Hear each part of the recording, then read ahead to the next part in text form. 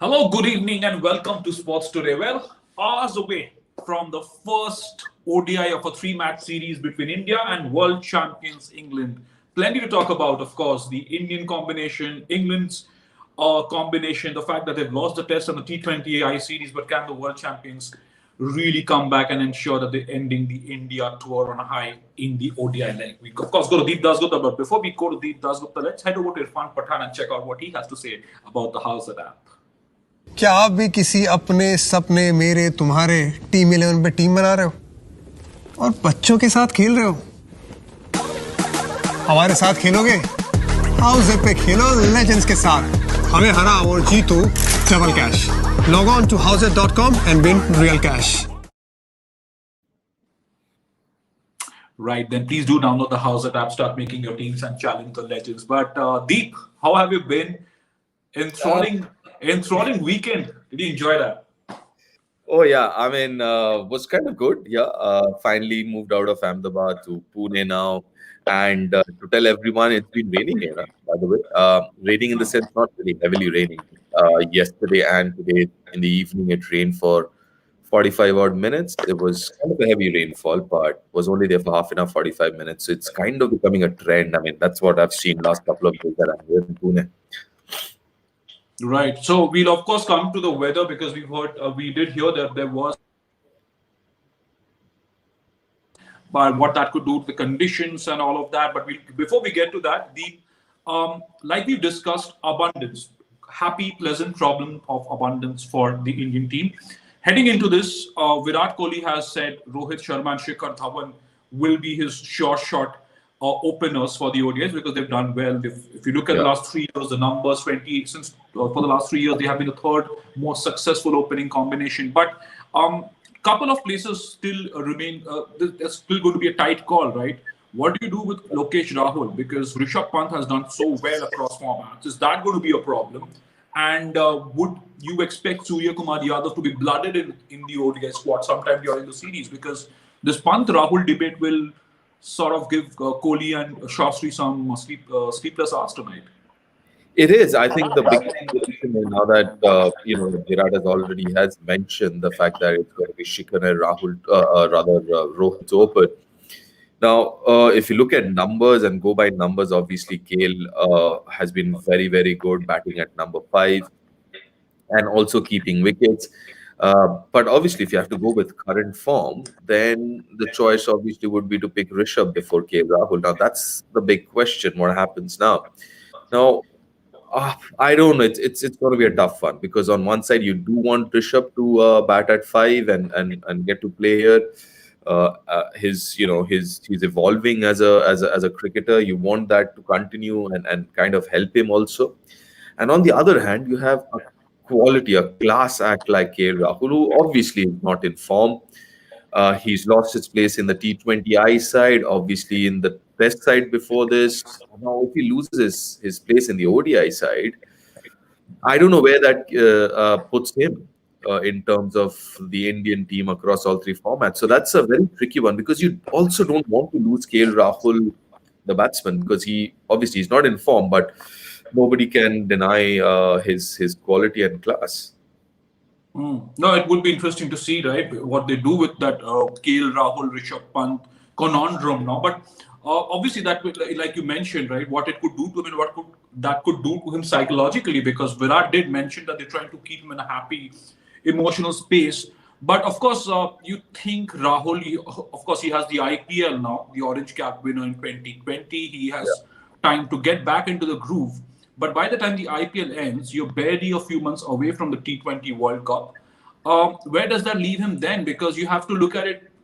We can't be too myopic about that as well, because the Indian team might want to give him that break, like you said, to get into a good emotional space. But where would that leave him towards the end of the IPL, even if he does get runs in terms of his position in the team, his batting position? Listen, I know that T20I after Virat got those runs opening the innings, and he did mention about him and Rohit trying to continue with that strategy, opening the innings. But I'm not too sure. I mean, I've mentioned here as well before that with 5 bowlers, Virat at 4 makes more sense. But we're looking at 6 bowling option. Yes, it's a great idea. Virat opening along with Rohit. Obviously, I mean, two best batsmen, and Virat was actually spot on in the post-match press conference or post-match presentation ceremony where he actually mentioned that. I think it's absolutely spot on with that. But I don't think it's far from over. I think it's as in chances for T20I World Cup is still there. It's just that he needs to have a good IPL. He needs to definitely have a good IPL. No two ways about it. Absolutely. And what does this do to the Indian middle order, Deep? Because you look at Rohit and Dhawan, they are settled openers. Virat at number three. Shreyas Iyer, he is going to be an important series for him also because he's done well in T20Is, but in the ODIs, he's yet to really grab those opportunities and make that number four, number five spot his own. Surya Kumar in the mix. Would you expect a bit of a stifling competition between Shreyas, Surya, and KL Rahul, given Pant and Hardik would be sure shot contenders to play in the 11? Yeah, I mean, Hardik definitely yes, but I mean, the big question again, and which we've mentioned before, is Pant or KL Rahul. So that's something we'll have to wait and see. But Shreyas, for me, is a starter at number four because I think his ODI numbers, batting at number four, has been quite impressive. He's done all right batting at number four.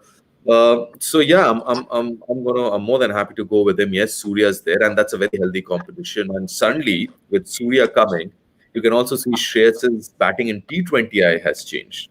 You know, if you look at his numbers in terms of T20Is and T20 in general, if you look at his strike rate and everything, and suddenly he looks like a different batsman.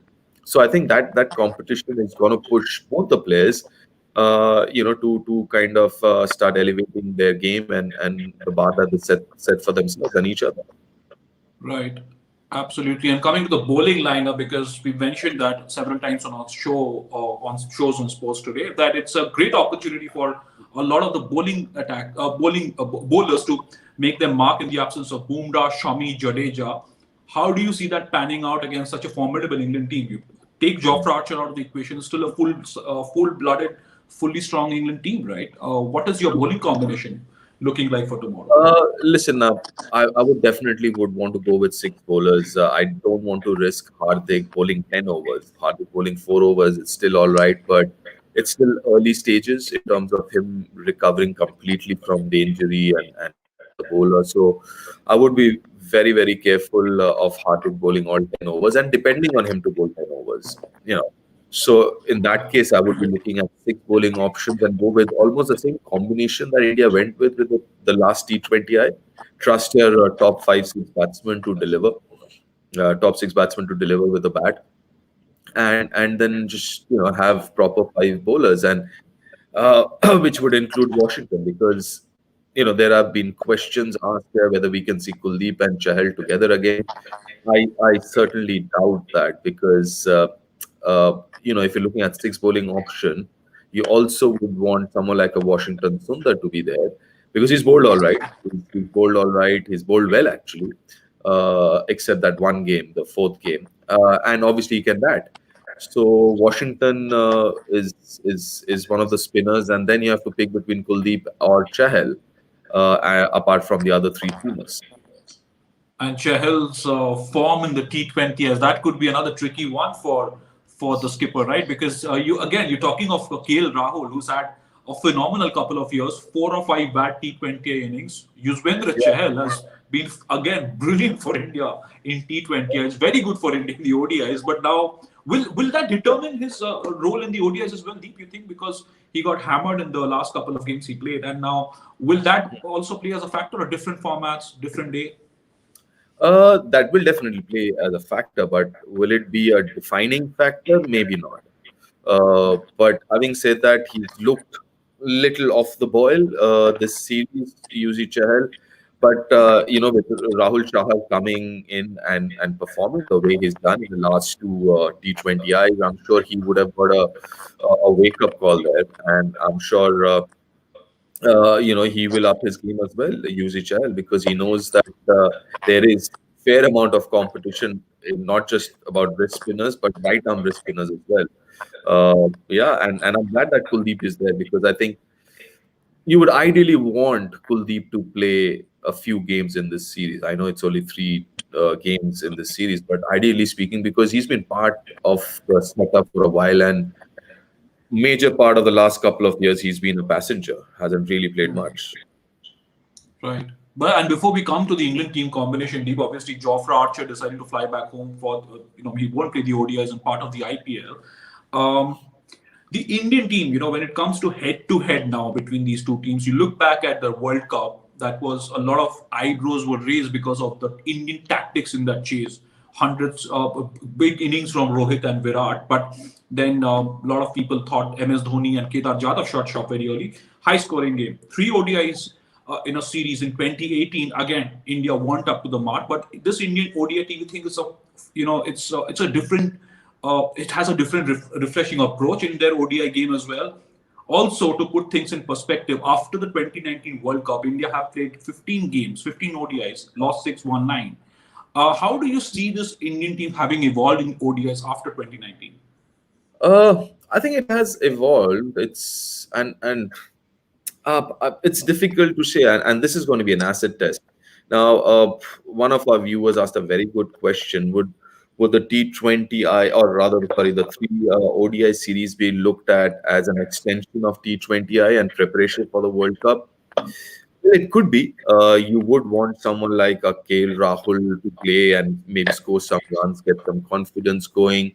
I know there is IPL happening and all that. I do understand, but you still would want someone like KL Rahul to be in form or in the reckoning for the World Cup. You want someone like Kuldeep to also be in the reckoning. You want someone like a Krunal Pandya. I mean, he could. I mean, Washington has done well. You might not look at a Krunal Pandya to start off with, but just think about this. Just there is a direction that the selectors or the team management is trying to give this team, both in T20I and ODIs, is somebody who can bat at 5 in the top 5 and can bowl.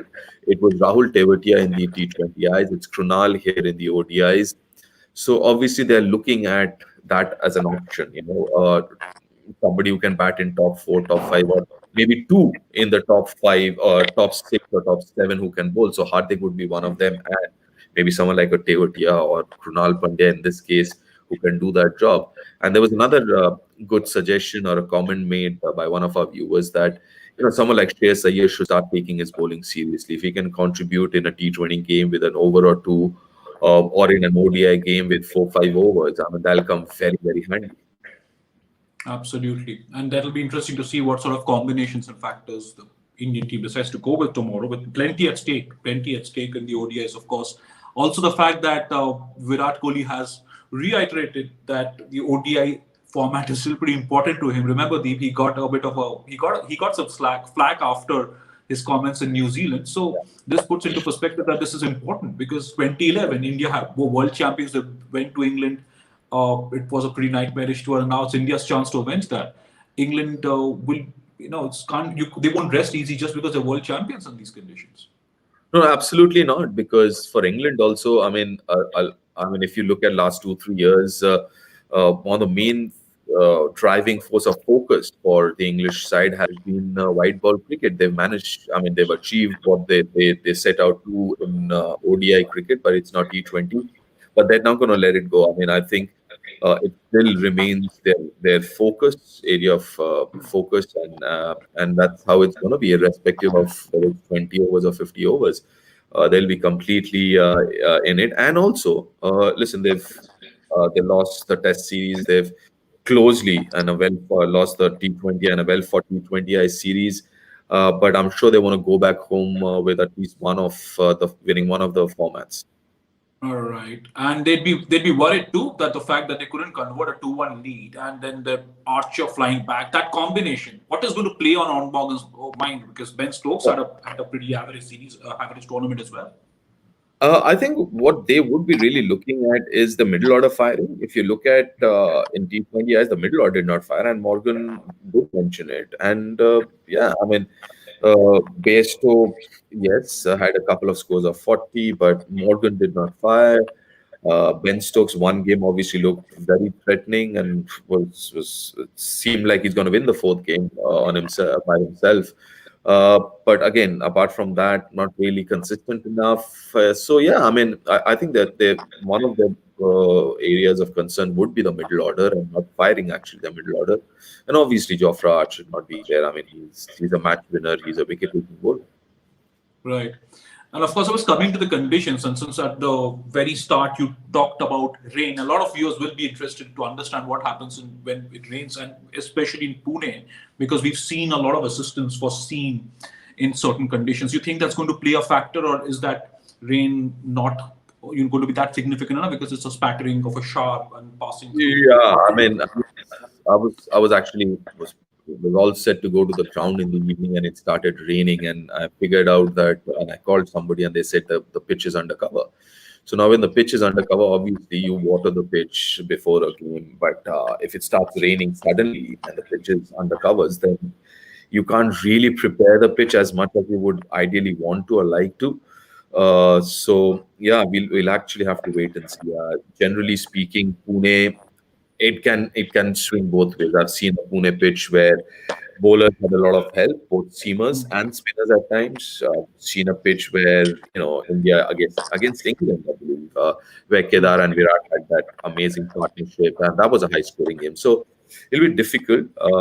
And as I mentioned, I was not able to go see the pitch, so it's difficult. I guess only when I see the pitch tomorrow, I'll be able to figure out. But the rain, like I said, will play a part. And like I said, last 2 days, it's been raining every afternoon for an hour or half an hour, whatever. There's a good chance that that trend might continue, and we might have an unaffected game. And if I can, I think I'll quickly take this question. I think Shayan Acharya, I think it's Shayan, we're talking about Shayan from Hindu. I guess it's him. And he asked, should India take an aggressive approach in ODI? I think India just, I think India has its own tempo. I know before the T20I, Virat did mention that the team management wants to be more bolder and everything else. But listen, I think India has a particular way of playing white ball cricket, and there's absolutely nothing wrong. I mean, check the numbers, and you'll see India has been fairly successful in both the formats, white ball formats. So I don't think India really needs to change anything.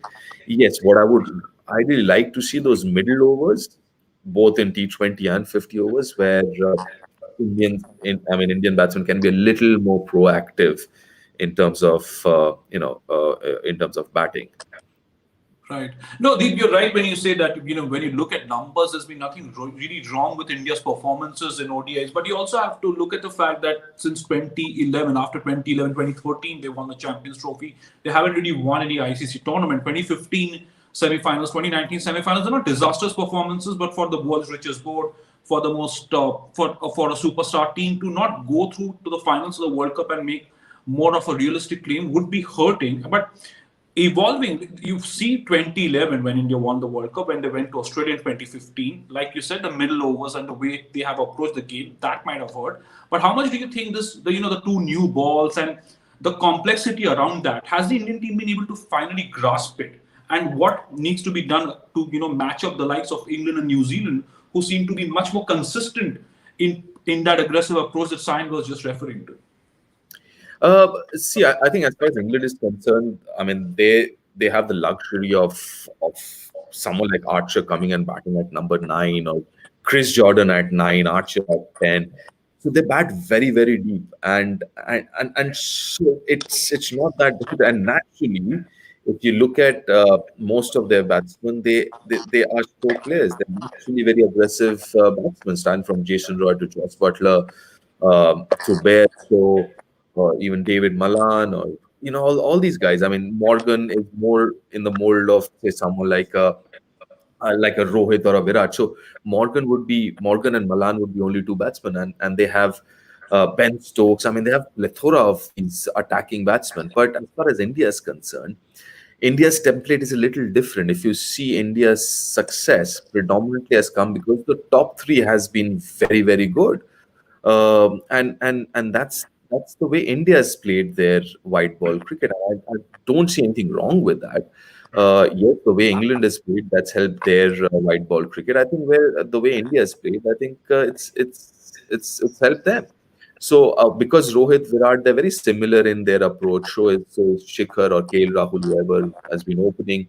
So I think it also boils down to the resources. But as I mentioned, I mean, it's the middle overs that, there has been a tendency of taking a foot off the pedal at times in both the white ball formats. That's where I think I would ideally like to see a little more proactiveness from the Indian batsmen.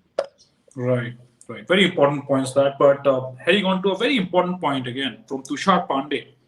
First Yeah. up, Deep sir, you will look very cool and dashing in undercut hairstyle. I don't know what an undercut hairstyle is, but he also wants to understand.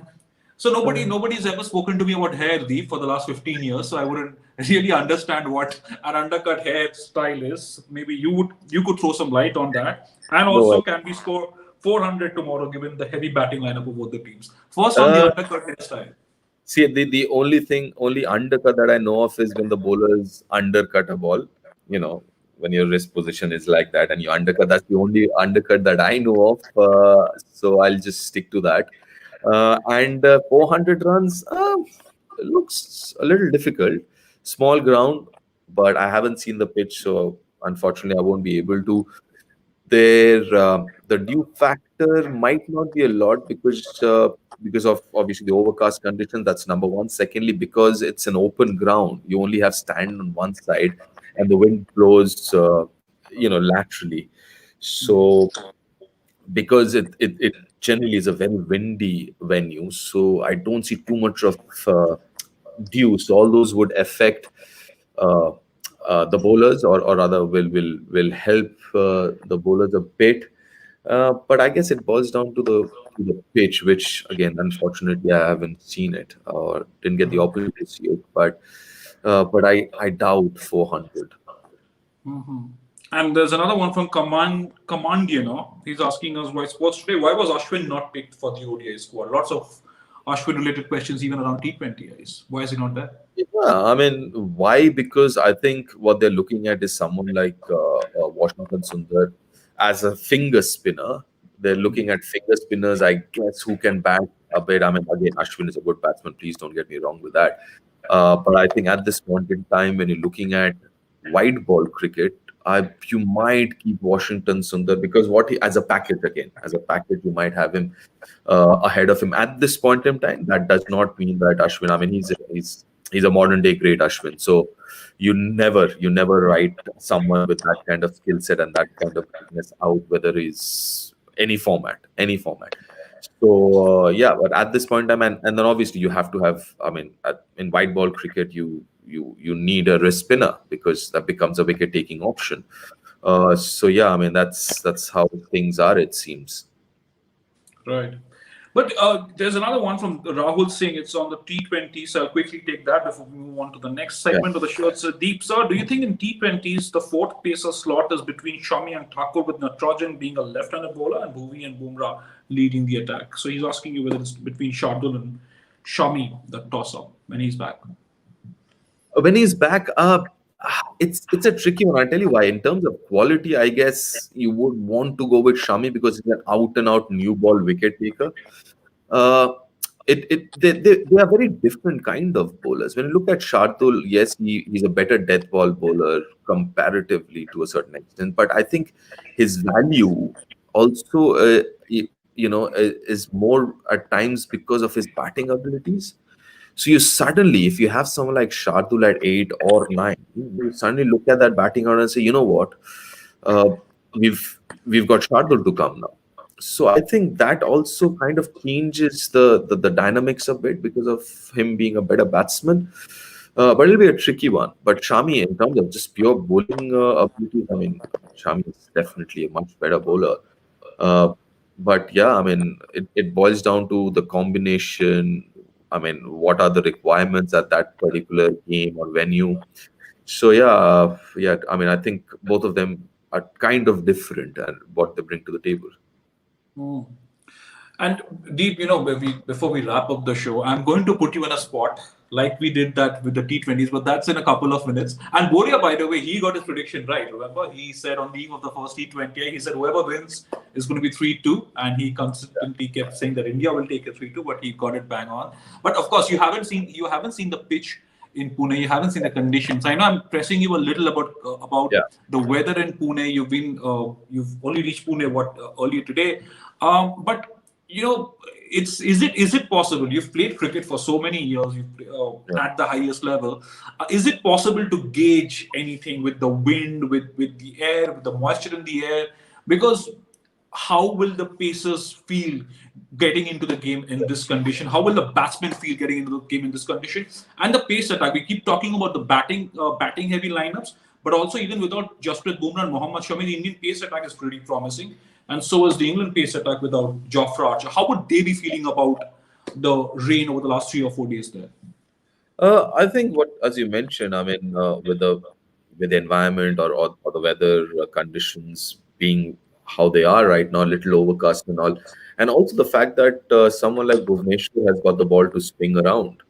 So that'll be interesting. I mean, someone like him will enjoy these conditions currently, what they are here in Pune. It still is kind of overcast. The whole evening was overcast. Yeah, and it's windy as well as we've spoken about. That will help swing bowlers as well, will assist them. But yeah, I mean, when you're looking at bowling, just the bowling side, then obviously I think Indian bowling side looks a little more subtle, little more potent as compared to England. Uh, Obviously, in the absence of Jofra Archer, we're talking about. So yeah, I mean, from a very bowling perspective, you will keep India ahead. Right. And Ben Stokes, his role is going to be very significant. We've already spoken about the fact that the Indian middle order needs to fire. Is going to be Ben Stokes, it's Hardik Pandya there, and a lot of matchups, right, that you can look forward to. Ian Morgan's captaincy, calm, cool, Virat Kohli, much more expressive, and the England openers, pretty explosive unit, that too, between against facing up against Rohit and Dhawan. So this contest is a lot about matchups as well, isn't it? And it's very rare to see that. You talked about the bowling era, but overall, before we close this, you think it's more or less pretty balanced and pretty well matched up, these two teams going into the ODI series? Oh, absolutely. There's no two ways about it. There's absolutely no two ways about it. We've got two absolutely top sides, facing each other, and that's how it is. That's how it is. I think it's not going to be any different from the T20I series. I think it'll be very competitive, well fought series, and again. I personally reckon it's going to be a 2-1 kind of a scoreline. Right. So there he's given it a 2-1 kind of a scoreline. But would you like to go with India or England? Would you like to go and? I'd say England. Sorry, I'd rather say India, but I won't be surprised if it's England because both of these teams, there's very less to differentiate between these two teams because both are very, very good sides.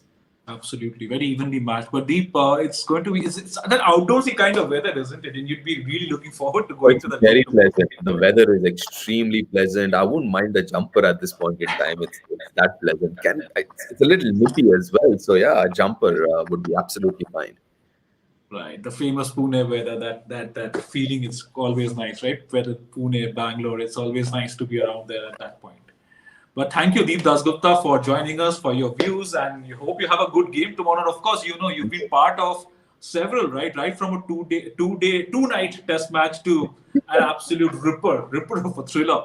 Yeah. Along the T20Is, constantly a seesaw battle, and now you've predicted a 2-1 for India. Hopefully, for Indian fans that comes to England, would want to obviously take this series, this leg, and finish the India tour on a high. We'll see with more of that. We'll of course be joined by Deep Dasgupta, Boria Majumdar and Pragyan Ojha in the course of the series and, of course, leading up to the IPL. Do subscribe to Sports Today. Do keep supporting us on this platform and do not forget to download the House app, make your own teams and challenge your experts. Thank you so much for joining us and have a good evening.